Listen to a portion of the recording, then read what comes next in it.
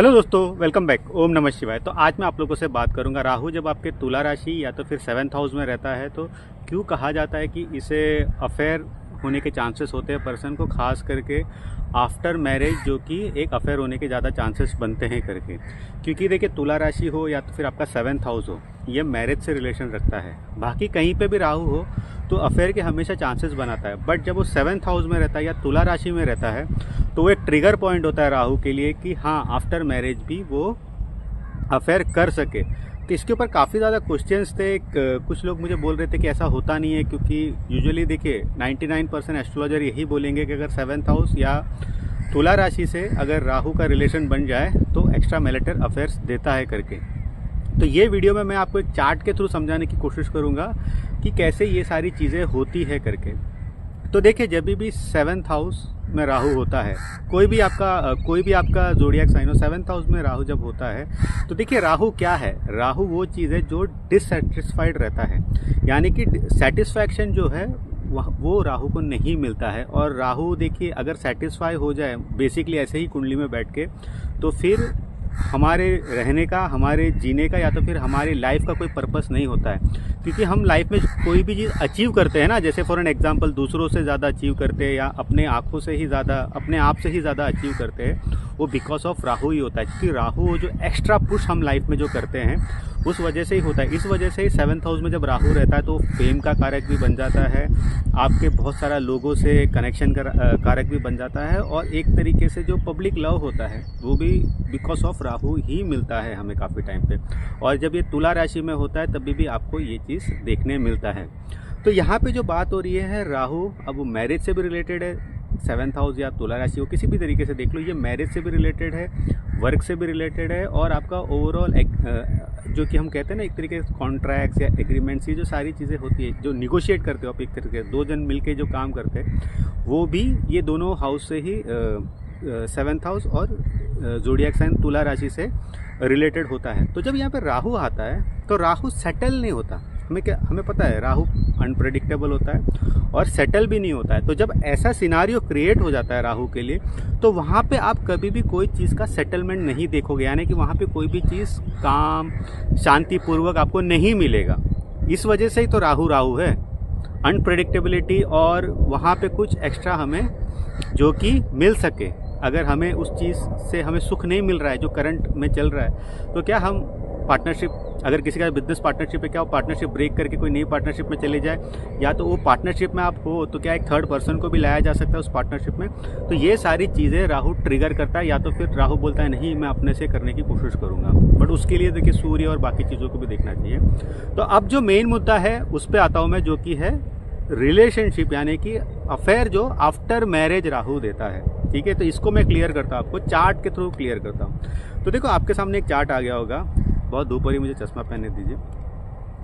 देखिए, आपके सामने एक चार्ट आ गया होगा। तो ये जो चार्ट में आप देख सकते हो कि एसेंडेंट टॉरस है, मून जो कि 3rd हाउस ऑफ आपके ये आपके कैंसर साइन में है और पुनर्वासु नक्षत्र में है, और राहु देखिए आप 7th house of scorpion sign में है। तो अब आप लोग बोलोगे अरे हाँ, स्कॉर्पियन साइन में है राहु, तो यहाँ चीट करेगा ही, क्योंकि 7th हाउस भी हो गया, स्कॉर्पियन साइन वैसे ही बदनाम है, तो यहाँ तो चीट करेगा ही।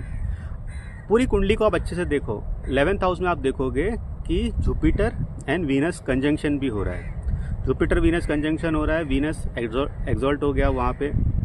आप देखो 9th हाउस में Mercury Mars conjunction, Mercury exalt हो गया वहाँ पे। और आप देखोगे कि एक रिलेशन बन रहा है सैटर्न का, क्योंकि सैटर्न जो कि आपके 2nd हाउस में है, और जो कि परिवर्तन ही हो गया, मरकुरी आपके जो कि सैटर्न के हाउस में है। तब यहाँ पे क्या हो रहा है, आपने देख लिया राहु जो कि इनके 7th हाउस में है, और अगर नक्षत्र बोलूँ तो अनुराधा नक्षत्र में राहु बैठा हुआ है। अब यहाँ पे हो क्या रहा है, देखिए इनकी मिड 20s में मैरिज हो गई थी, मिड 20s में मैरिज हो गई। 18 ईयर्स ऑफ मैरिज में कुछ नहीं था, आई मीन टू से किसी तरीके के आउटसाइड रिलेशनशिप नहीं था, कुछ भी नहीं था। अच्छा, मैं आपको बता दूं, एक वुमन का चार्ट है, ये वुमन का चार्ट है, और ये वुमन काफ़ी सक्सेसफुल है अपने प्रोफेशनल लाइफ में। और राहु ऑब्वियसली 7th हाउस में, और आप देखो मार्स भी बहुत ज़्यादा स्ट्रॉन्ग है 9th हाउस में। तो ये शो करता है कि करियर सक्सेस तो रहेगा, और करियर में अपनी फील्ड में मास्टर है। मैं इसीलिए ना नाम ना प्रोफेशन के बारे में बताऊंगा, काफ़ी लोग समझ जाएंगे कि अच्छा ये पर्सन है, फिर आप जाके उनको यूट्यूब या कहीं पे चेक करने की कोशिश करोगे। मैं नहीं बताऊंगा। ये पर्सन जो है 7th हाउस में अब राहु आ गया, अनुराधा नक्षत्र में। 18 ईयर्स ऑफ मैरिज, मतलब मिड 20s में इनकी मैरिज हो गई है। 18 ईयर्स ऑफ मैरिज में कुछ ऐसा अफेयर या कुछ नहीं, वो एक डेडिकेटेड वाइफ थी, वो एक डेडिकेटेड आप कह सकते हो कि फैमिली वुमन थी, जिन्होंने अपने सास ससुर को देखा, अपने पेरेंट्स को देखा, सब कुछ देखा। अब क्या हो रहा है, अब देखो ट्रिगर पॉइंट कहाँ हो रहा है। अब जब नवमांश में चलो, अब जब नवमांश में आप जाओगे, आप देखोगे कि राहु इनके तुला राशि में है। एसेंडेंट में क्या है, गुरु एग्जॉल्ट हो गया है, और गुरु जो कि आपके गाज केसरी योग बना रहा है मून के साथ। तो हमें तो ऐसा लगेगा कि यार ये बहुत प्योर एंड पॉइस पर्सन होगा करके, बट रिलेशनशिप में कैसा है, एज अ पर्सन ये जो लेडी है बहुत अच्छी है। मतलब इतना दान पुण्य करती है, मतलब कभी आप हेल्प उनसे मांगो। क्योंकि देखिए, अब मैं क्यों इनके बारे में इतना डिटेलिंग में बता रहा हूँ, क्योंकि ये अराउंड आई थिंक 3 साल से ये मुझसे कंसल्ट करते हैं किसी ना किसी तरीके से, काफ़ी कुछ है। और उनके जो क्लाइंट्स है वो भी कभी कभी मुझसे रेफ़र करते हैं, क्योंकि वो कुछ एक बिज़नेस करते हैं जहाँ पे उनके क्लाइंट्स को कभी ऐसा हुआ तो मुझसे कंसल्ट करवा लेते। तो वैसा हमारा एक रिलेशनशिप है, मैं उस लेडी को जानता हूँ और उन्होंने काफ़ी कुछ मुझे अपनी लाइफ के बारे में बताया हुआ है। तो आप देखो यहाँ पे क्या हो रहा है कि एसेंडेंट में गाज केसरी योग बन रहा है, तो हमें ऐसा लगेगा कि हाँ इनकी मैरिड लाइफ बहुत अच्छी रहेगी। बट मैं हमेशा आपको कहता हूँ कि मैरिज का सुख 64 नवमांश यानी कि नवमांश के 4th हाउस से देखा जाएगा।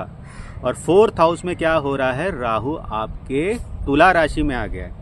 और जब राहु आपके तुला राशि में आ गया है तो ये कंफर्म करता है कि यहाँ पे मैरिज में डिस्टर्बेंस है, मैरिज में सुख नहीं है। 7th हाउस ऑफ नवमांश देखो, वहाँ पे सन एंड मार्स कंजंक्शन है, तो एक तरीके का सल्किंग यानी घुटन हो रही है मैरिज में। अब कब ये ट्रिगर होगा, ट्रिगर तब होगा जब किसी तरीके से राहु से रिलेटेड फ्रेंडली प्लैनेट आपके लाइफ में एक्टिव हो जाए। तो कैसे एक्टिव होगा, 2020 देखिए, ये सारी चीज़ें आप अगर मैं आपको थोड़ा डिटेलिंग में 2020 में इनकी वीनस की महादशा शुरू होती है। करेक्ट, वीनस आपको पता ही है कि लव का कारक होता है, अफेक्शन का कारक होता है और नीड ऑफ लव का कारक होता है। उसके पहले जब केतु की महादशा थी, वहाँ पे इन्होंने जो भी इनके लाइफ में करियर में इन्होंने अपर जो ये चीज़ें लाइफ में देख रहे हैं, क्योंकि वो वहाँ की रीडिंग, वहाँ की लर्निंग की वजह से। उसके पहले मरकुरी का महादशा था, तो ऐसा कुछ 7th हाउस एक्टिव हो नहीं रहा था। बट जब वीनस की महादशा आई, प्यार मोहब्बत ये सारी चीज़ें आई। फिर 2020 में जब वीनस की महादशा आई तो इनका देखिए ऑब्वियसली किसी से रिलेशन बना, लव वाला रिलेशन बना, बहुत अच्छा रिलेशन वो, और वो बहुत ज़्यादा सुखी महसूस करते हैं उस रिलेशनशिप में। और आपको ताज्जुब होगा कि ये जो रिलेशनशिप उनका बना है 45th एज में बना है। कि कौन से एज में, 45th एज में बना है। तो इसका मतलब आप समझ रहे हो कि जब भी, कहने का मतलब क्या है, जब भी राहु आपके 7th हाउस में रहेगा, राहु कभी भी आपके तुला राशि में रहेगा, तो ये एक बॉम्ब फिट करने जैसा है। उसको टाइम एक दे दिया गया है, जब हम कह सकते हैं कि उसका टाइम आएगा, यानी कि महादशा या किसी भी तरीके का क्विक ट्रांजिट आएगा, वो बॉम्ब हमेशा ब्लास्ट होने का उसका चांस बनता है। तो इस तरीके से राहु बिहेव करता है। अब इसका मतलब ये नहीं है कि यार सिर्फ राहु का 7th हाउस में आप कह लीजिए एक तरीके से, या तुला राशि में एक तरीके से प्लेसमेंट होगा तो ही अफेयर होगा। बहुत सारे और चांसेस रहते हैं। अगर आप मेरा वो वाला वीडियो देखो जहाँ पे मैंने real side of a person through Navamsha है, बहुत लोगों ने वो वीडियो को पसंद किया है, तो वो वीडियो ज़रूर आप जाके देखो, आपको समझ आ जाएगा कि ज़रूरी नहीं है कि राहु एकदम से 7th हाउस में हो तो अफेयर देता है करके। बट ये सबसे इजी वे टू अंडरस्टैंड है, क्योंकि काफ़ी लोग ये बोलते हैं कि यार मैं तो मिड 30s में हो गया, मेरा तो ऐसा कुछ नहीं है। बट ट्रिगर पॉइंट है कि अगर आप जुपिटर की महादशा में जा रहे हो और जुपिटर आपकी कुंडली में ओवरऑल अच्छे कंडीशन में, तब तो होने के चांसेस कम है। जैसे कि अगर इनका जुपिटर की महादशा किसी भी तरीके से आती, तब तो इनके अफेयर होने के नील के बराबर चांस थे। बट वीनस जब आ गया, या राहु की महादशा आती, तब तो, या मार्स की महादशा आती, मार्स की महादशा अगर इनको आती, तो ये भी चांसेस था कि she can run away with that person, या अपना मैरिज ख़त्म करके वो एक तरीके से उस पर्सन के साथ लाइफ गुजारती। बट ऐसा कुछ है नहीं। वीनस की महादशा है तो वहाँ पे अफेक्शन फील हो रहा है, तो बस वहाँ रुके हुए हैं। तो ये कभी भी लाइफ में ट्रिगर हो सकता है जब तक आप अपने आप को एक लव रिसीविंग पर्सन ऐसा समझ रहे हो या आप प्यार किसी को दे सकते हो। तो ये 45 की एज में हुआ। तो ये वीडियो बनाने का मेन कोर मतलब यही था कि आप कभी भी वो प्लेसमेंट ऑफ प्लैनेट्स रहते हैं ना, उसको डिनाई मत कीजिए। आप डिनाई करोगे तो आप झूठ में जी रहे हो, आप एक तरीके से अपने आप से एक तरीके से धोखा दे रहे हो। वो हमेशा रहेगा। क्या वो ट्रिगर होगा लाइफ में, वो इम्पॉर्टेंट है। अगर ट्रिगर हो रहा है तो वो एक टाइम ऑफ केयरफुल इवेंट्स रहता है। देखिए, अब ये आप लाइफ में कैसे यूज़ कर सकते हो। अगर आप अरेंज मैरिज करते हो तो देखो, arrange marriage is a business. मैं हमेशा बोलता हूँ अरेंज मैरिज एक बिजनेस होता है। तो वहाँ पे आप सारी चीज़ें देखते हो। अगर आप देखते हो कि आपके पार्टनर में ये सारी प्लेसमेंट्स हो रही है तो आप सोच सकते हो। अगर आपको लॉयल्टी का इशू है मैरिज में, मेन कोर आपका जो है लॉयल्टी है, तो उस चीज़ पे आप हमेशा सोच सकते हो कि हाँ करना है कि नहीं करना है। क्या महादशा कहीं आएगी जहाँ पे ये चीज़ ट्रिगर होगा। तो होपफुली एक छोटा सा वीडियो था, आपके लिए हेल्पफुल रहा होगा। अच्छा लगा ज़रूर लाइक कीजिए। कंसल्ट करना है तो देखिए व्हाट्सअप नंबर तो मैं देता ही हूँ। आप वहाँ जाके मुझे व्हाट्सअप कीजिए। अगर मेरे नंबर पे कॉल करोगे तो मैं एंटरटेन नहीं करूँगा। बहुत देखिए, बहुत आजकल मैं देख रहा हूँ बहुत लोग कॉल कर रहे हैं, उनको परेशान कर रहे हैं एक तरीके से, प्लीज़ प्लीज़ करके। मैं बोला यार आपको व्हाट्सअप नंबर दिया, व्हाट्सअप कर लीजिए यार। मैं आपके हेल्प के लिए ही तैयार हूँ। ऑब्वियसली एक प्रोसीजर है उसके लिए, बट एक सही टर्म में आते तो मुझे भी अच्छा लगता है, आपको भी अच्छा लगेगा, एक अच्छा रिलेशन बिल्ड होगा। तो होपफुली ये वीडियो आपको अच्छा लगा। तो अगले वीडियो तक मुझे इजाज़त दीजिए।